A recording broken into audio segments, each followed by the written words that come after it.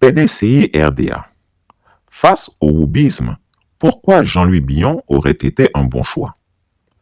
Alexandre Dumas écrivait « Il y a des services si grands qu'on ne peut les payer que par l'ingratitude ». Cette citation reflète bien la situation actuelle au sein du PDCI-RDA, où l'on assiste à un mépris apparent pour les contributions de longue date de militants engagés, au profit de l'attrait pour des figures dites providentielles. Cela remet en cause l'essence même du militantisme et soulève des interrogations sur l'importance accordée à l'engagement politique constant. L'accession de Tidiane Thiam alias M. Biou à la tête du PDCI-RDA s'est déroulée dans des conditions controversées, perçues par certains comme opportunistes. Il semble avoir profité du vide laissé par le décès du président Henri Konan Bédié pour imposer sa candidature, une démarche qui a profondément choqué de nombreux militants. Le processus d'ascension de M. Biou, loin d'être inclusif, a mis à l'écart des figures de proue du parti, telles que Maurice Kakou-Guikahué et Jean-Louis Billon, des personnalités qui ont par leur engagement maintenu le parti à flot pendant les périodes difficiles. Le manque d'enracinement dans le militantisme. Une des critiques majeures contre Tidiane Thiam alias M. Biou réside dans son manque d'enracinement au sein du PDCI et son éloignement des réalités militantes ivoiriennes. Il est important de souligner que M. Biou, bien qu'ayant réussi une brillante carrière internationale, n'a pas participé aux luttes politiques sur le terrain, ni à la gestion quotidienne des crises que le PDCI-RDA a traversées.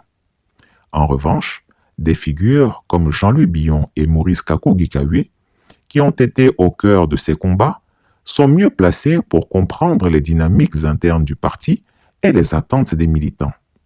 L'engagement militant ne peut être remplacé par un simple bagage technocratique. Une rupture avec les valeurs historiques du PDCI-RDA. Le PDCI a toujours été un parti qui valorise la loyauté, l'expérience militante et l'attachement aux valeurs fondatrices. L'arrivée de Tidiane Thiam, alias M. Biou, perçue par certains comme une tentative de mainmise opportuniste sur le parti, marque une rupture nette avec cet héritage. Ce tournant met en danger l'identité du vieux parti, qui pourrait perdre de sa crédibilité auprès de sa base militante et se couper de ceux qui ont consacré leur vie à sa cause. La préférence pour des leaders externes, non enracinés dans les luttes historiques du parti, menace d'éroder le capital symbolique du PDCI. L'échec des hommes providentiels, une répétition historique. L'histoire politique récente de la Côte d'Ivoire est riche d'exemples où le recours à des figures perçues comme providentielles a engendré des désillusions. Alassane Ouattara, autrefois présenté par une partie du PDCI comme le sauveur économique du pays, a finalement divisé la nation, exacerbant les tensions politiques et sociales. Ce précédent montre que la fascination pour des personnalités charismatiques, mais déconnectées de la réalité politique ivoirienne, peut avoir des conséquences dramatiques. En misant à nouveau sur une figure perçue comme providentielle, le PDCI-RDA risque de répéter les mêmes erreurs en ignorant des candidatures qui, comme messieurs Billon et Guikahué, sont profondément enracinées dans la base militante et les réalités du terrain. Les questions éthiques et la gouvernance. L'incapacité flagrante de Tidiane Thiam, alias M. Biou, à respecter les engagements élémentaires envers ses employés n'est qu'un aperçu des graves manquements qui entachent son parcours. Récemment, il a perdu un procès contre sa femme de ménage, condamnée à lui verser 200 000 francs suisses pour des conditions de travail abusives. Malgré une condamnation claire par la justice, M. Biou persiste dans un refus arrogant de payer la somme due, plongeant cette pauvre dame, cet employé de maison, dans une situation de précarité extrême. Si un homme est incapable de faire preuve d'humanité et de justice dans des affaires aussi simples que celles de sa femme de ménage, comment pourrait-il prétendre à la dignité nécessaire pour diriger un pays de 28 millions d'âmes? les Ivoiriens doivent s'interroger. Un dirigeant sans scrupules dans les petites affaires est-il apte à gérer des enjeux nationaux d'une importance capitale? Mais ce n'est là qu'un fragment des pratiques douteuses de cet homme. Ancien directeur général du Crédit Suisse, Tidjane Thiam a été au centre d'un scandale retentissant qui remet gravement en cause son intégrité en matière de gouvernance. Comme le rapporte le journal Les Échos, Thiam a été impliqué dans une affaire d'espionnage visant ses propres collaborateurs au sein de la banque. Cette conduite scandaleuse, digne des plus sombres intrigues de pouvoir, révèle une violation flagrante des normes éthiques les plus élémentaires. Son implication dans cette affaire d'espionnage a non seulement déstabilisé la confiance des employés et des investisseurs, mais a aussi réduit la valeur de l'institution sur les marchés internationaux. Une chute significative des actions du Crédit Suisse a suivi la révélation de ce scandale, causant des pertes financières majeures aux actionnaires. L'institution n'a d'ailleurs pas tardé à le renvoyer pour faute grave, se dissociant ainsi d'un gérant qui a non seulement terni l'image d'une institution respectée, mais aussi miné la confiance de ses pairs. Et pourtant, cet homme qui a trahi ses collaborateurs sans sourciller a l'audace de vouloir s'ériger en sauveur de la Côte d'Ivoire, comme si son passé ténébreux et ses dérives honteuses pouvaient être oubliés. Un homme d'une telle moralité est-il digne de demander le suffrage des Ivoiriens? Des alternatives plus crédibles. Jean-Louis Billon et Maurice Kakou-Guikawe incarnent des alternatives bien plus crédibles, ancrées dans une vision à long terme pour le PDCI. Le parcours de M. Billon en particulier témoigne de sa capacité à allier leadership économique et engagement politique. En tant que premier employeur privé de Côte d'Ivoire, il a non seulement prouvé son attachement au développement du pays, mais également sa capacité à gérer de grandes organisations. Je me plains qu'il n'y a pas suffisamment de nationalisme économique chez nous, parce que je voudrais que, comme ça se passe ici, comme ça se passe aux États-Unis, comme ça se passe en Asie, comme ça se passe en Amérique latine, partout ailleurs dans le monde, les dirigeants africains puissent aussi avoir ce nationalisme économique et cette préférence nationale.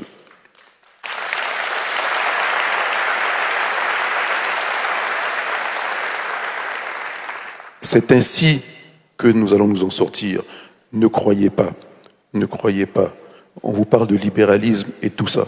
Mais quand les enjeux sont importants, tous les pays protègent leurs ressortissants, tous les pays protègent leurs technologies, tous les pays protègent leurs entreprises et leurs entrepreneurs. Il faudrait que l'on puisse inculquer cela en Afrique. Et pour ça, nous avons besoin de vous.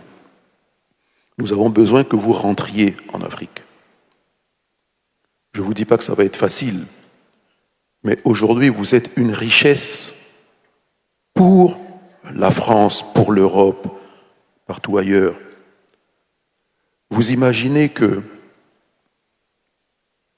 en 2019-2020, l'aide publique au développement qui arrivait en Afrique comptait pour 2,2% du produit intérieur brut africain. Mais tous les fonds qui rentrent en Afrique en provenance de la diaspora africaine représentent 3,5% du PIB de l'Afrique. Vous êtes plus fort que l'aide publique au développement.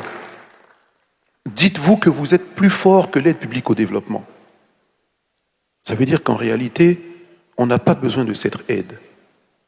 On a simplement besoin de vous, on a simplement besoin des compétences, on a simplement besoin des talents africains au service de l'Afrique. Pourquoi quelqu'un comme moi souhaite vous voir rentrer? Parce que vous vivez dans un environnement compétitif. Vous avez vu autre chose, un environnement stable, un environnement où les libertés sont garanties, un environnement où vos droits sont garantis, un environnement où il y a cette pression sur le secteur public, sur les politiques, qu'il n'y a pas sur les politiques en Afrique.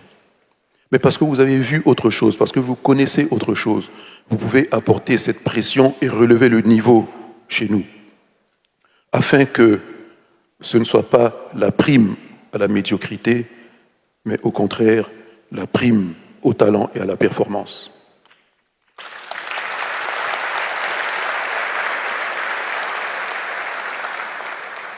Il y a des success stories en Afrique, plein. Moi, je suis un privilégié, un héritier, une famille d'industriels. Je ne dis pas que c'est facile, puisqu'il y a des moments dans notre vie où on a failli tout perdre. Il y a des moments qu'on traverse qui sont extrêmement difficiles, mais c'est à nous. Mais vous avez d'autres success stories. Vous allez entendre au cours de la journée des personnes qui étaient ici, qui sont rentrées en Afrique et qui sont parties de rien et qui arrivent à réaliser des prouesses. Vous allez les voir vous expliquer comment elles ont fait, mais elles n'auraient jamais vécu ça si elles n'étaient pas rentrées. Vous pouvez aussi ne pas rentrer, mais à partir d'ici, vous avez des économies, pensez à investir en Afrique. Dans l'évéaculture, dans le palmier à huile, il y a quelques années, j'avais lancé une initiative avec mon directeur général qui était la retraite verte. On l'appelait la retraite verte. Investissez dans une plantation aujourd'hui, on la gère pour vous, on vous fait les comptes et tout. Quand vous allez rentrer et que vous serez arrivé à l'âge de la retraite, eh bien, ce sont les revenus de cette plantation qui vont vous garantir des revenus. Et j'ai l'exemple d'un retraité qui, à un moment donné, a fait tellement de plantations qu'on lui faisait un chèque à peu près de 40 millions de francs CFA par mois. Et il nous disait, mais moi, dans toute ma vie, je n'ai pas gagné ça, et aujourd'hui je gagne ça à la retraite et régulièrement tous les mois. Bon, quand j'ai dit 40 millions, c'était au moment où les cours étaient plus élevés, mais même quand ils baissent, c'était toujours plus élevé que ce qu'il avait gagné toute sa vie. M. Guy Kahué, quant à lui, représente un pilier du PDCI ayant toujours été présent lors des moments critiques. Ces hommes n'ont jamais fui leurs responsabilités et ont fait preuve d'une loyauté exemplaire envers le parti et le pays. Le PDCI RDA se trouve à un moment décisif de son histoire. Le choix entre un leadership extérieur, perçu comme providentiel, et une reconnaissance des militants de longue date déterminera l'avenir du parti. L'histoire a montré que les paris sur des figures charismatiques, sans enracinement réel dans le militantisme, peuvent entraîner des divisions profondes. Il est donc impératif que le PDCI tire les leçons du passé et fasse le choix de la continuité, de l'intégrité et de l'engagement authentique. Chris Yapi ne ment pas. Retrouvez Chris Yapi sur ses deux chaînes YouTube, sa chaîne Dailymotion, Instagram et VK.